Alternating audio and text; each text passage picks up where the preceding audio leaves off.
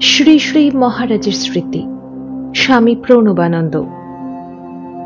1913 সালের ডিসেম্বরের শেষ ভাগে আমার এক বন্ধুর সঙ্গে মঠে গিয়ে শ্রী শ্রী মহারাজকে প্রথম দর্শন করি।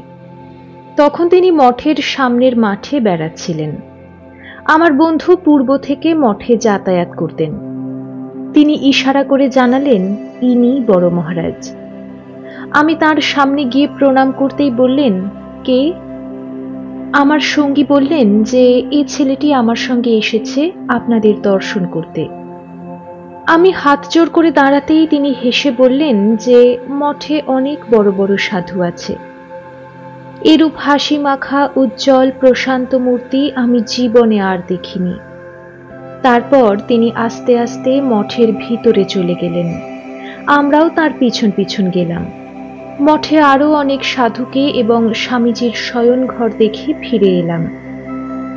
1914 সালের জানুয়ারি মাসে স্বামীজির জন্মোৎসব দিনে মহারাজকে দ্বিতীয়বার দর্শন করি।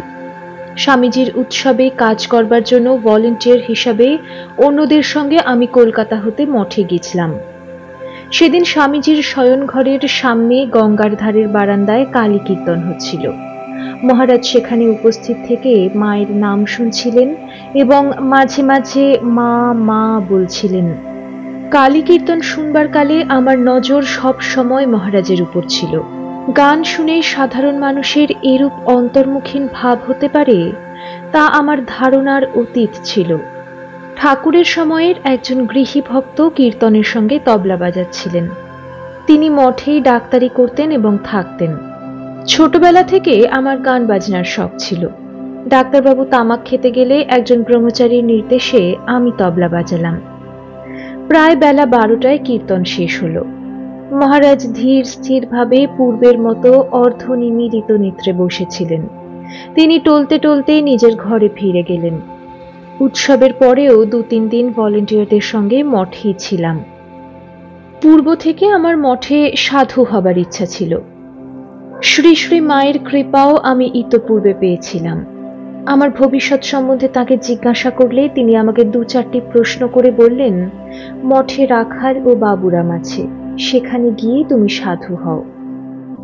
তখনকার দিনে মঠে সাধু হওয়া অত্যন্ত কঠিন ছিল। মঠে কাকে রাখা হবে না হবে তা বাবুরাম মহারাজের ইচ্ছার উপর নির্ভর করত। তিনি কিছুদিন ধরে বিশেষ পরীক্ষা না করে কাকেও সাধু করতেন না। অন্য সব ভলেন্টিয়ার চলে গেলেও আমাকে স্বামীজির মন্দিরের সামনে দেখে বাবুরাম মহারাজ বললেন, কি হে, তুমি যে এখনো রয়েছ, যাও, চলে যাও। সে সময় ধীরানন্দ মহারাজ বাবুরাম মহারাজকে প্রণাম করলেন। তখন আমি বললাম যে এনার সামনে মা আমাকে মঠে সাধু হবার জন্য বলেছিলেন। বাবুরাম মহারাজ তাকে জিজ্ঞাসা করলেন, কি হে ধীরানন্দ, মা বলেছেন? তিনি উত্তর দিলেন, হ্যাঁ। তাতে বাবুরাম মহারাজ বললেন, তাই নাকি? আচ্ছা থাকো, দেখা যাক। সেদিন থেকেই মঠে থেকে গেলাম। তখন মঠের অবস্থা ভালো না থাকায় সকল সাধু ব্রহ্মচারীকেই উঠান পরিষ্কার করা, গঙ্গা থেকে জল তোলা, বাগান করা, গোয়াল পরিষ্কার ইত্যাদি সব কাজ করতে হতো। প্রত্যহ দুবেলা মহারাজকে প্রণাম করতে যেতাম, কিন্তু কোনো কথাবার্তা হতো না। কিছুদিন পরে মহারাজ আদেশ দিলেন যে নূতন ব্রহ্মচারীদের ভোরে তাঁর ঘরে গিয়ে ধ্যান করতে হবে।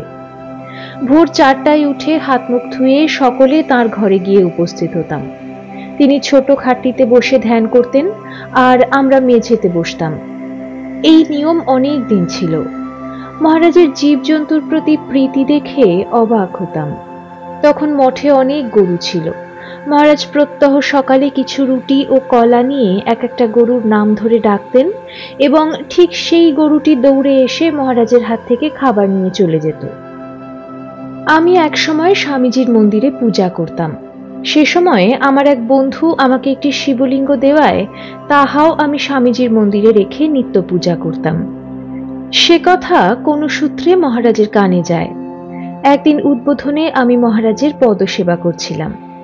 কিঞ্চিত নিদ্রার পর আপন মনে মহারাজ বললেন, উত্তমো ব্রহ্মসদ্ভাবঃ ধ্যান ভাবস্তু মধ্যমঃ। বুঝলি? আমি না বলাতে তিনি পূর্বোক্ত শ্লোকটি ৩ বার বলে অর্থ বুঝিয়ে দিলেন। তাতে বুঝলাম যে আমার শিব পূজার কথা তাকে কে বলে দিয়েছে। অন্য একদিন মহারাজ গঙ্গার ধারে বেড়াচ্ছিলেন। কিছু বলবার জন্য আমিও তার সঙ্গে ঘুরছিলাম। তিনি জিজ্ঞাসা করলেন, কিরে, কিছু বলবি? আমি বললাম, আগে হ্যাঁ মহারাজ, যৎসামান্য সাধন ভজন করছি, কিন্তু কিছু বুঝছি না।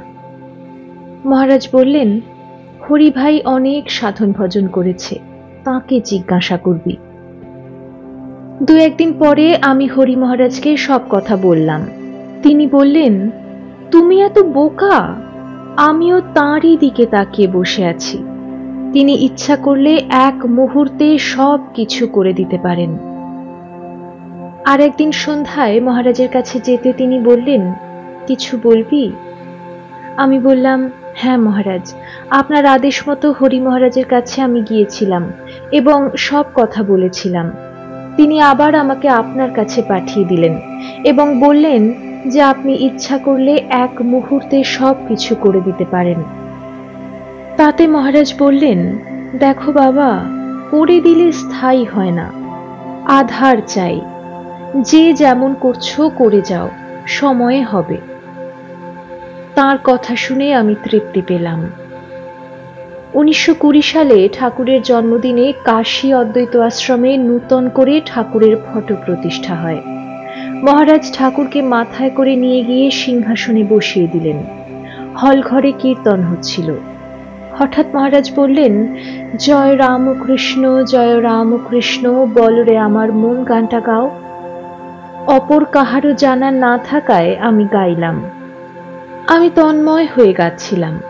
হঠাৎ দেখি মহারাজ, হরি মহারাজ ও অন্যান্য সকলে দাঁড়িয়ে পড়েছেন এবং নৃত্য করতে করতে গানটি গাইছেন। কিছুক্ষণ পরে মহারাজ আসন গ্রহণ করলেন। নামামৃতের ঘোর তাঁর অনেকক্ষণ ধরেছিল। এই প্রসঙ্গে মহারাজের আর এক দিনের অদ্ভুত নৃত্যের কথা মনে পড়ে। মঠে থাকবার সময় ঠাকুরের জন্মদিনের পরে সাধারণ উৎসবের দিনে তার সেই অদ্ভুত নৃত্য দেখেছিলাম। আন্দুলের কালী কীর্তন পার্টি কীর্তন করেছিল।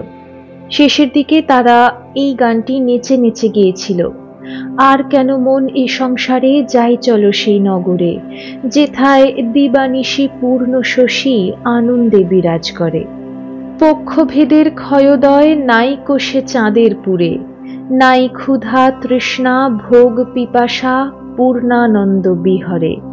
সে নগরে বাস করে যে প্রেমিক ধন্য কয় তারে, তারা সাকারকে করে নিরাকার, নিরাকার সাকার করে। মহারাজ সেখানে বসে গান শুনছিলেন।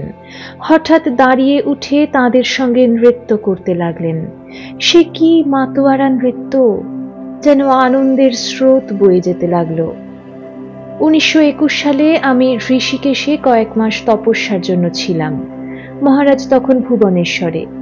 তিনি আমাকে লিখলেন যে ভুবনেশ্বর গুপ্ত কাশী, এ স্থান সাধন ভজনের খুব অনুকূল, তুমি শীঘ্র এখানে চলে এসো।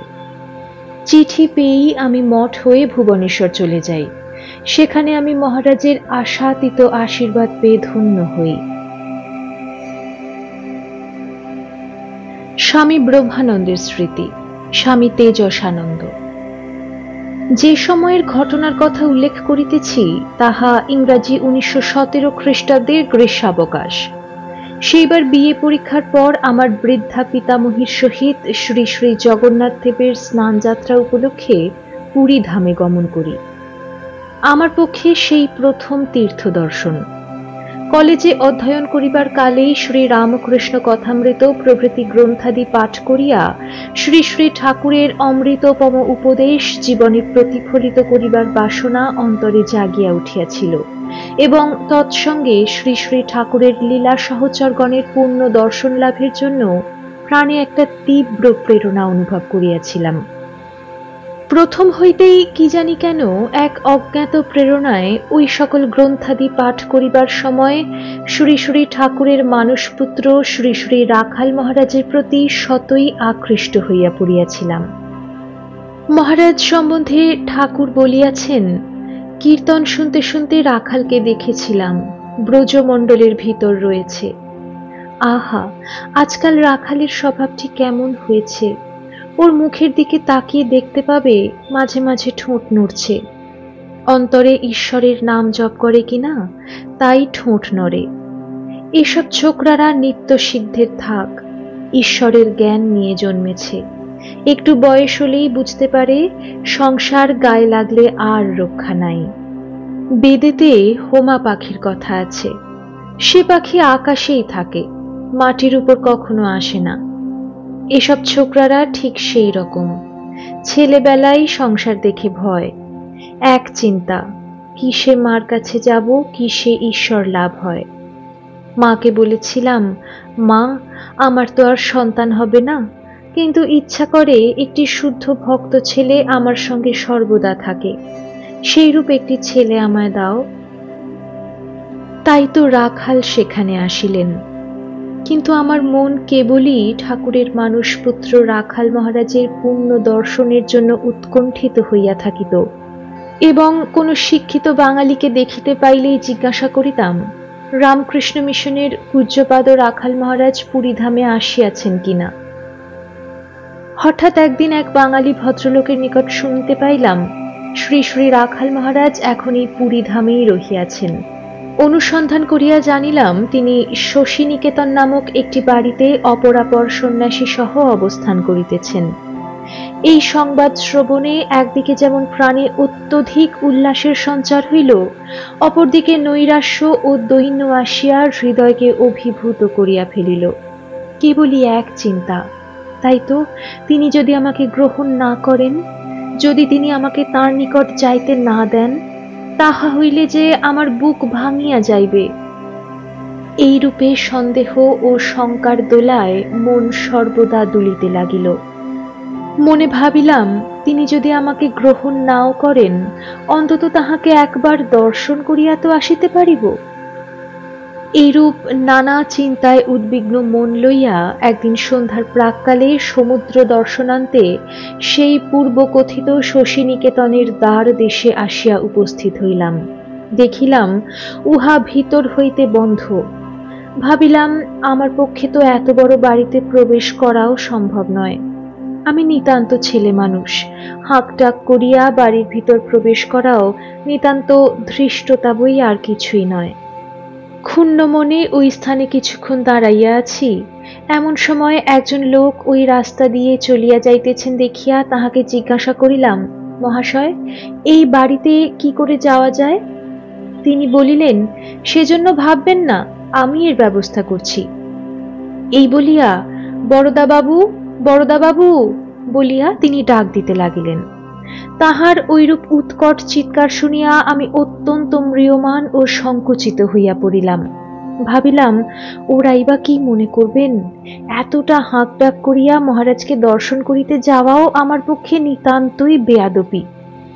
যাহা হোক, ইত্যবসরে পলিত কেশ ও শ্বেতশ্মশ্রু বিশিষ্ট জনৈক ভদ্রলোক আসিয়া দরজা খুলিয়া দিয়া আমাকে বিনীতভাবে ও স্নেহস্বরে জিজ্ঞাসা করিলেন, আপনি কি মহারাজকে দর্শন করতে এসেছেন? আমার পক্ষে তখন কেবল হ্যাঁ এই উত্তর ভিন্ন অন্য কিছুই বলিবার সামর্থ্য ছিল না। ইনি বরদাবাবু, শশীনিকেতন বাটির তত্ত্বাবধায়ক। প্রাণের ভিতর দুরু দুরু করিতে লাগিল, যেন যুদ্ধ চলিয়াছে। প্রাণবায়ু সজোরে বক্ষপঞ্জরে আঘাত করিতে লাগিল। মনে হইতেছিল, আমি এইভাবে একাকী এখানে আসিয়া ভালো করি নাই, সঙ্গে অপর কেহ থাকিলে ভালো হইত। ভিতরে প্রবেশ করিয়াই দেখিলাম, বহির্বাটির সুপ্রশস্ত বারান্দায় একখানা চেয়ারে বসিয়া এক সৌম্যদর্শন গম্ভীর মূর্তি দিব্য পুরুষ নল সংযোগে ধূমপান করিতেছেন। সম্মুখস্থ পুষ্পোদ্যান হইতে প্রস্ফুটিত কুসুম নিচয়ের চিত্তোন্মাদনকারী সুমিষ্ট সুরভি সান্ধ্য সমীরণ বহন করিয়া সেই স্থানটিকে মধুময় করিয়া তুলিয়াছে। মহারাজের সমুন্নত দেহ, স্নিগ্ধ দৃষ্টি, তপস্যাপুত শান্ত গম্ভীর প্রেমোজ্জ্বল মূর্তি সন্ধ্যার স্তিমিত আলোকে বড়ই মধুর বলিয়া মনে হইতেছিল। অদূরে উক্ত বারান্দায় গৈরিকধারী একজন সন্ন্যাসীও উপবিষ্ট। আমি কিংকর্তব্য বিমূঢ় হইয়া শ্রী শ্রী মহারাজের চরণ যুগল মস্তক দ্বারা স্পর্শ করিয়া প্রণাম করিলাম। অনেকক্ষণ ওইভাবে পড়িয়া রহিলাম। আজ প্রাণে কি আনন্দ, কত যে উদ্বেগ ও নৈরাশ্যের ভিতর দিয়া দীর্ঘকালের পর এই দেহখানি অমৃত সিন্ধুর শান্তি সৈকতে আজ বহন করিয়া আনিতে সমর্থ হইয়াছি, তাহা ভাষায় ব্যক্ত করা সম্ভব নয়। যে চরণ প্রান্তে বিশ্রাম লাভের জন্য নিদারুণ অশান্তি ও তীব্র বেদনা প্রাণের পরতে পরতে অনুভব করিয়াছি, আজ অহেতুক কৃপা সিন্ধু শ্রী শ্রী ঠাকুর হাত ধরিয়া আমাকে সেই শান্তিধামে টানিয়া আনিয়াছেন।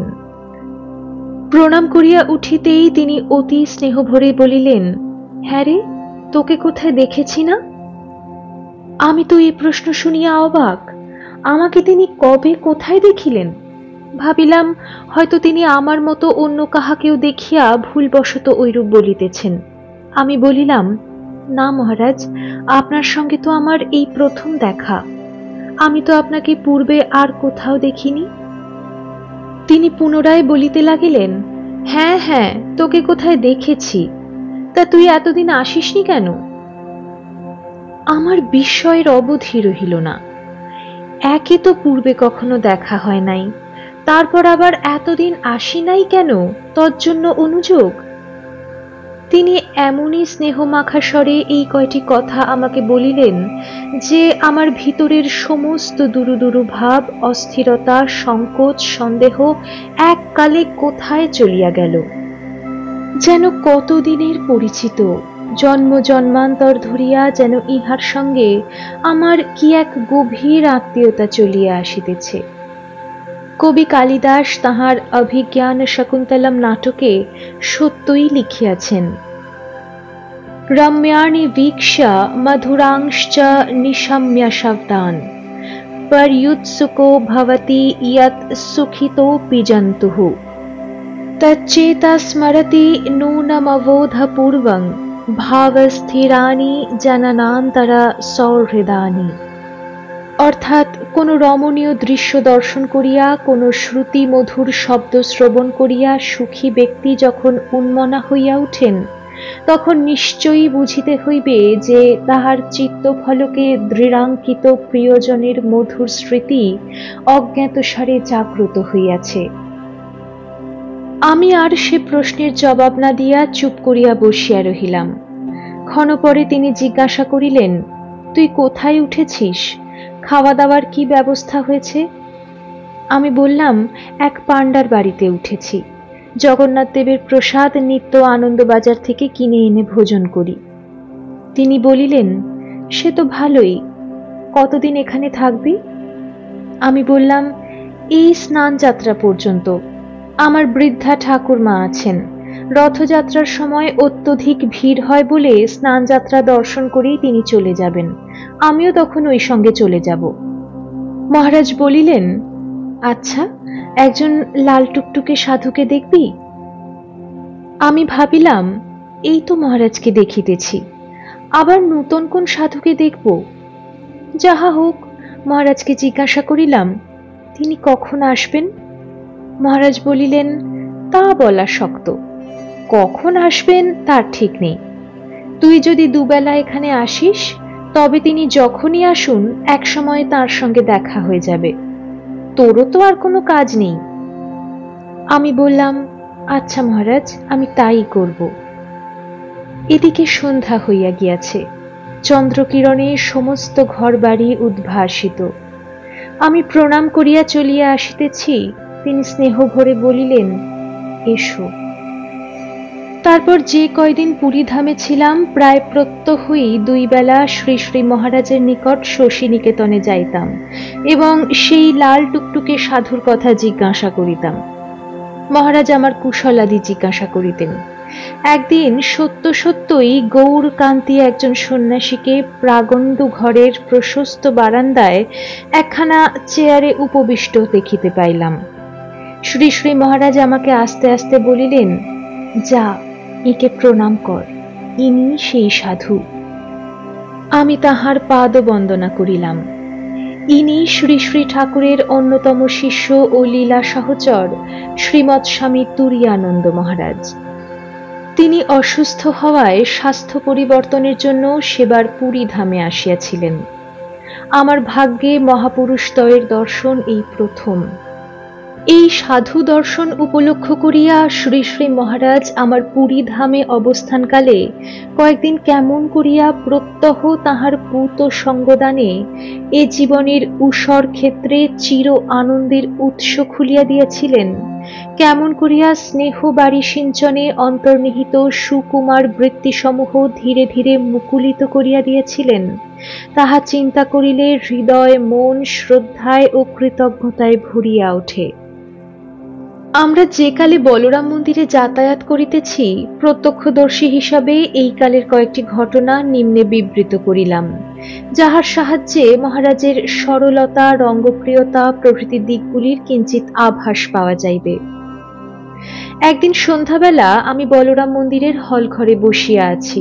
এমন সময় দেখিলাম শ্রীযুক্ত ললিত চট্টোপাধ্যায়, যিনি তাহার বিরাট গোঁফের জন্য সচরাচর কাইজার নামে অভিহিত, তদানীন্তন কলকাতা রঙ্গমঞ্চের প্রসিদ্ধ অভিনেতা শ্রী অপরেশ মুখোপাধ্যায়কে সঙ্গে লইয়া বলরাম মন্দিরে উপস্থিত হইলেন এবং মহারাজকে ভূমিষ্ঠ প্রণামান্তে আসন গ্রহণ করিলেন। প্রসঙ্গত উল্লেখযোগ্য, শ্রীযুক্ত অপরেশবাবুর ঘাড়টি ডান দিকে একটু বাঁকা ছিল। কিয়ৎকাল মহারাজের সঙ্গে কথাবার্তার পর কাইজার তাহার স্বভাব সুলভ সরলতা সহ মহারাজকে বলিয়া উঠিলেন, মহারাজ, আপনি ইচ্ছা করলে তো সবই করতে পারেন। এই অপরেশের ঘাড়টি একটু বাঁকা, থিয়েটার করতে বড় অসুবিধা হয়, তার ঘাড়টি সোজা করে দিতে পারেন? মহারাজ সেই কথায় মৃদু হাস্য করিয়া অন্য প্রসঙ্গের অবতারণা করিলেন। বলা বাহুল্য, এই ব্রহ্মবিদ আনন্দময় পুরুষের সান্নিধ্যে সকলেই কিরূপ নিঃসংকোচ ব্যবহার করিত, ঘটনাটি তাহারই নিদর্শন। এইরূপ একদিন বলরাম মন্দিরে গিয়াছি। সেদিন মহারাজ মহানন্দে ছোটদের সঙ্গে খেলায় রত। তিনি হলঘর এবং বারান্দার মধ্যে লুকোচুরি খেলিতেছেন এবং ছেলের দল মহারাজের পিছু লইয়াছে। হঠাৎ মহারাজ তাহার নিজের ঘরটিতে ঢুকিয়া দরজা বন্ধ করিয়া দিলেন। ছেলের দল কোলাহল করিতে লাগিল। এদিকে মহারাজ ঘরে ঢুকিয়া বেশ পরিবর্তন করিয়া ফেলিলেন। ছেলেদের ভয় দেখাবার জন্য তাহার শয়ন ঘরে একটি বিকট আকৃতি মুখোশ ছিল। তিনি সেটি পরিয়া আপাদমস্তক কালো কম্বলে আবৃত করিলেন এবং হঠাৎ দরজাটি খুলিয়া এক হুম শব্দ করিয়া হলের মধ্যে আসিয়া আবির্ভূত হইলেন। ঘোর কৃষ্ণবর্ণ বিকট মূর্তি দেখিয়া ছেলের দল চিৎকার করিয়া উঠিল।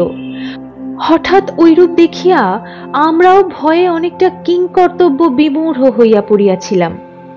পরে যখন সেই বিকট আবরণ দূরে ফেলিয়া মহারাজ আত্মপ্রকাশ করিলেন, তখন চারিদিকে হাসির তুফান ছুটিতে লাগিল।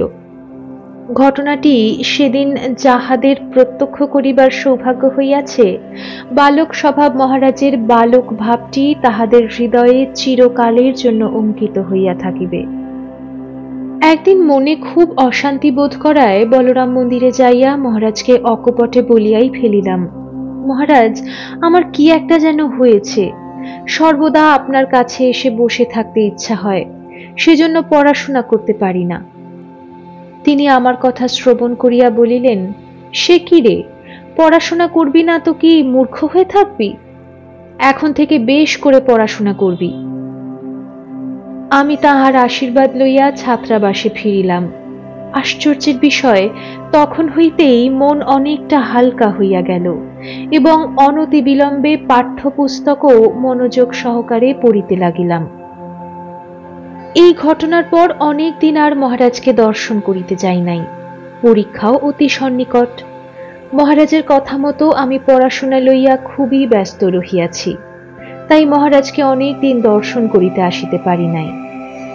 একদিন শিবরাত্রির প্রায় 2 দিন পর মঠে আসিয়া উপস্থিত হইলাম। মঠের পুরাতন ঠাকুর ঘরে শ্রী শ্রী ঠাকুরকে প্রণাম করিয়া ঠাকুর ঘরের সম্মুখে ধ্যান করিতেছি। ঠাকুর ঘরে তখন কেহই ছিলেন না। আমি ধ্যান করিতেছি, এমন সময় মনে হইল ঠাকুর ঘরের ভিতর হইতে সহসা যেন কেহ আমার সম্মুখে ভারী পদক্ষেপে আসিয়া দাঁড়াইয়া আছেন। এইরূপ মনে হওয়ায় আমি চোখ খুলিয়া তাকাইবা মাত্রই দেখিলাম আমার সম্মুখে পূজ্যপাদ মহারাজ স্বয়ং দাঁড়াইয়া আছেন।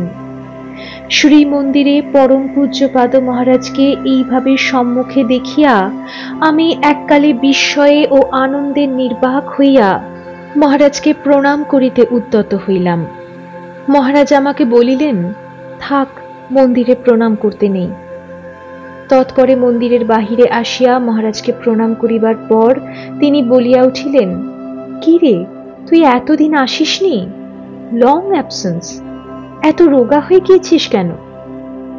বলিয়াই বলিলেন, যা যা, নিচে রামলাল দাদা আছেন, তাকে প্রণাম করতে যা। মহারাজের অপার স্নেহে আনন্দে আমার চোখে জল আসিবার উপক্রম হইল। মহারাজ এখন বেলুর মঠে রহিয়াছেন। দীক্ষা হইতেছে না বলিয়া মনে ভয়ানক অশান্তি হইতেছে। সত্বর পিতৃ আদেশে দেশেও ফিরিতে হইবে। নিরুপায় হইয়া একদিন বেলুর মঠের পুরাতন দ্বিতল বাটির সম্মুখে অবস্থিত গঙ্গায় স্নান করিবার পাকা ঘাটের সিঁড়ির এক প্রান্তে বসিয়া মনের দুঃখে অশ্রু বিসর্জন করিতে লাগিলাম। আর মনে মনে গঙ্গা সাক্ষী করিয়া প্রতিজ্ঞা করিলাম, মহারাজ ভিন্ন অপর কাহারও নিকট হইতে এ জীবনে দীক্ষা গ্রহণ করিব না। ইহাতে যদি জীবনে কখনো দীক্ষা নাও হয়, তাহাতেও দুঃখ নাই। তিনি আমার জীবনে একমাত্র গুরু। ভাবিলাম আজ শেষবার মহারাজের নিকট দীক্ষা প্রার্থনা করিব। মহারাজ তখন মঠের দ্বিতল গৃহের বারান্দায় বসিয়া তামাক খাইতেছিলেন। আমি ধীরে ধীরে তাহার নিকট গিয়া শাস্ত্রনয়নে দীক্ষার কথা জানাইতেই তিনি বলিয়া উঠিলেন, পরশু তোর দীক্ষা হয়ে যাবে, দেখিস এ কথা আর কাউকেও যেন বলিসনি। আমি আনন্দে আটখানা হইয়া হস্টেলে ফিরিলাম। কিন্তু মহারাজের নিষেধাজ্ঞায় কি মহাবিপদে পড়িলাম। কেমন করিয়া দীক্ষাদির জন্য প্রয়োজনীয় দ্রব্যাদির ব্যবস্থা করিব, তাহা এক সমস্যা হইয়া উঠিল। আমি দীক্ষার কথা না বলিয়া নীরদকে অর্থাৎ স্বামী অখিলানন্দকে কয়েকটি জিনিস আমার নিমিত্ত ক্রয় করিয়া দিবার জন্য বলিলাম। সে তো জিনিসের তালিকা দেখিয়াই বুঝিয়া ফেলিল যে আমার দীক্ষা হইবে। সে তখনই আমার অপর বন্ধুটিকে সব বলিয়া দিল এবং তাহারও দীক্ষার সামগ্রীর সব ব্যবস্থা হইয়া গেল। নির্দিষ্ট দিনে উভয়ে মঠে উপস্থিত হইলাম। সেদিন আমাদের 3 জনেরই দীক্ষা হইবে। পূর্বের সেই ঠাকুর মন্দিরের পশ্চিমস্থ পশ্চাৎ দিকের ঘরে দীক্ষার স্থান নির্দিষ্ট হইয়াছে। আমরা 3 জনে পূর্ব দিকের বারান্দায় ফল, পুষ্প, বস্ত্রাদি দ্বারা সজ্জিত স্ব পাত্র সম্মুখে লইয়া বসিয়া রহিলাম।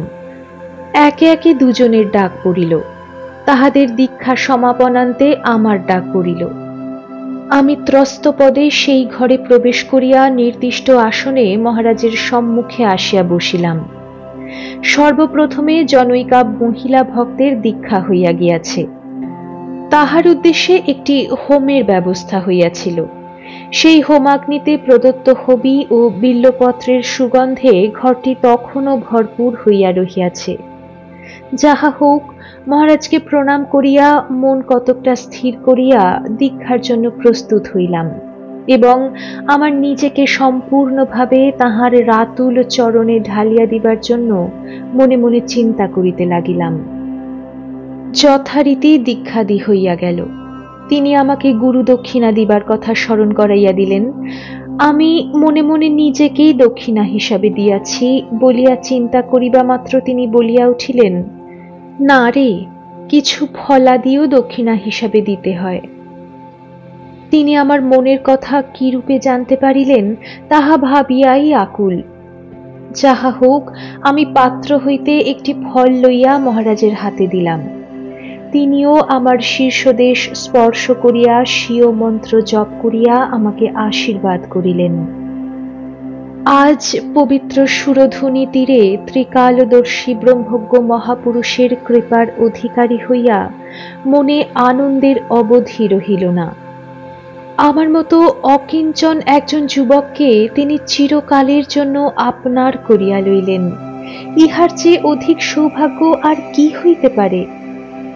বেলুর মঠের সেই স্মরণীয় দিনের পুণ্য স্মৃতি জীবনে অক্ষয় হইয়া রহিয়াছে।